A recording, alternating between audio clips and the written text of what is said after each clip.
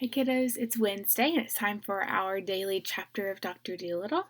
We're just going to get right to it today. I hope that it doesn't rain like it did yesterday because I know that I was sad that it wasn't as pretty as it has been. But we're going to go ahead and read today chapter 17 called The Ocean Gossips. Now, the word gossip, it means that you're talking about someone and they don't know that you're talking about them. So chapter 17 says, right away an axe was found. An axe is like something sharp. And the doctor soon chopped a hole in the big door enough to climb through. At first he could see nothing at all. It was so dark inside, so he struck a match, like you would light a candle with. He found that the room was quite small, with no windows, and the ceiling was very low. For furniture there was only one little stool. All around the room big barrels stood against the walls, fastened at the bottom so they wouldn't tumble with the rolling of the ship. Above the barrels, jugs of all sizes hung from wooden pegs. There was a strong smell, and in the middle of the floor sat a little boy, about 8 years old, crying. I declare, said Jip in a whisper. Yes, said Gub Gub.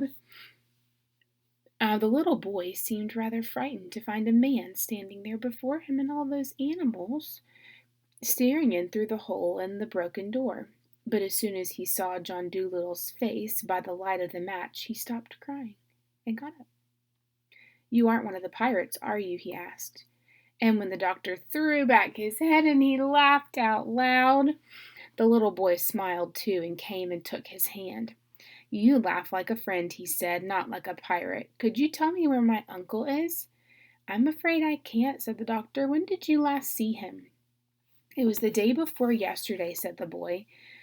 I and my uncle were out fishing in our little boat when the pirates came and caught us. They sunk our fishing boat and brought us both on this ship. They told my uncle they wanted him to be a pirate like them, for he was clever, smart at sailing a ship in all kinds of weather. But he said he didn't want to be a pirate because killing people and stealing is no work for a good fisherman to do. Then the leader, Ben Ali, got very angry and gnashed his teeth and said they would throw my uncle into the sea if he didn't do what they said. They sent me downstairs and I heard the noise of a fight going on up above. And when they let me come up again the next day, my uncle was nowhere to be seen. I asked the pirates where he was, but they wouldn't tell me. I am very much afraid they threw him into the sea. And the little boy began to cry again.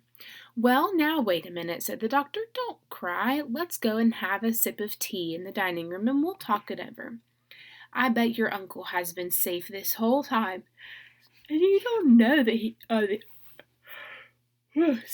don't know that he was drowned, do you? And that's something. Perhaps we can find him for you.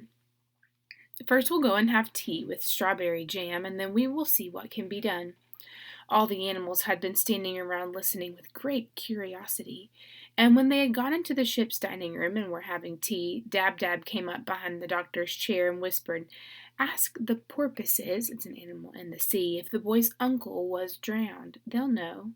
All right, said the doctor, taking a second piece of bread and jam. What are those funny clicking noises you're making with your tongue? Asked the boy. Oh, I just said a couple of words.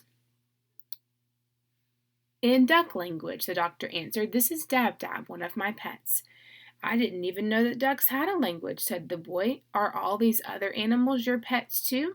What is that strange-looking thing with 2 heads? Shh, the doctor whispered. That is the push-me-pull-you. Don't let him see that we're talking about him. He gets so embarrassed. Tell me, how did you come to be locked up in that little room? The pirates shut me up in there when they were going off to steal things from another ship. And when I heard someone chopping on the door, I didn't know who it could be.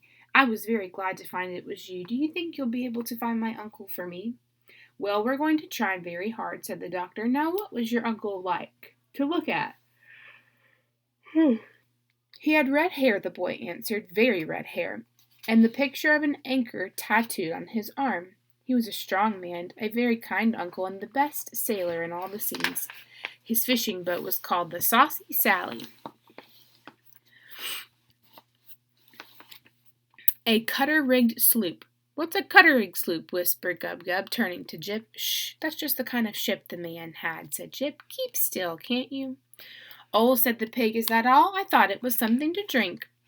So the doctor left the boy to play with the animals in the dining room and went upstairs to look for passing porpoises in the sea. And soon a whole school came dancing and jumping through the water on their way to Brazil. Now, when it talks about a school of fish, it doesn't mean like an actual building like where we go to school. It's talking, that's what they call a group of fish or a group of sea animals. They call them a school. And when they saw the doctor leaning on the rail of his ship, they came over to see how he was getting on. And the doctor asked them if they had seen anything of a man with red hair and an anchor tattooed on his arm. "Do you mean Do you mean the master of the Saucy Sally?" asked the porpoises. "Yes," said the doctor. "That's the man. Has he been thrown into the sea?" "His fishing sloop was sunk, his ship," said the porpoises, "for we saw it lying on the bottom of the sea, but there was nobody inside it because we went and looked." "His little nephew is on the ship with me here," said the doctor, "and he is terribly afraid that the pirates threw his uncle into the sea. Would you be so good as to find out for me, for sure, whether he has been drowned or not?" "Oh, he isn't drowned," said the porpoises. If he were here, we would be sure to have heard of it from the deep sea. We hear all the news. The shellfish call us the ocean gossips. Oh, no, tell the little boy we are sorry we do not know where his uncle is, but we are quite certain he hasn't been thrown into the sea." So the doctor ran downstairs with the news and told his nephew, who clapped his hands with happiness. And the push-me-pull-you took the little boy on his back and gave him a ride around the dining room table while all the other animals followed behind as they were beating dish covers with spoons, pretending that it was a parade. All right, let's see how many chapters we have left. That was chapter 17. We have chapter 18, 19, 20,